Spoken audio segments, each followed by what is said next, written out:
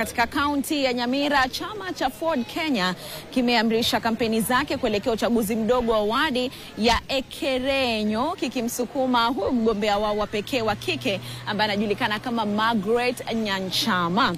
Na akizungumza katika soko la Obwari, Nyanchama amewataka wakazi wa Ekerenyo kumpa nafasi, akisema uongozi wa mwanamke utaipasua njia mpya ya maendeleo katika wadi hiyo ya wanawake ndani ya Ford Kenya. Vile vile, Pauline Nasirumbi amekita kuwa kwa miaka mingi Nyamira haijachagua mwanamke kwa nafasi ya uwakilishi na badala yake kutegemea wateule.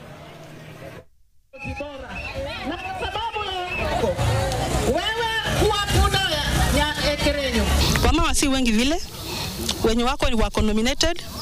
Naomba katika kaunti yetu yake ya Nyamira wangekubali ama wangependa wanichague kama mama ili tusaidiane.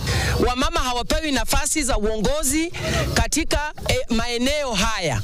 Kwa hivyo ningeliomba sana, kwa sababu mnajua tusipowachagua wakina mama, sheria na constitution yetu inasema mnapokosa kuwachagua kina mama watateua nusu ya wale ambao wamepigiwa kura, kama ni wanaume wao wanawake. Kwa hivyo mnaona hata katika kuspend pesa za serikali tunatumia pesa nyingi, na tungeliomba wakati huu watu wa Ekerenyo ward mujaribu muweke historia katika kaunti ya Nyamira, mchague mama.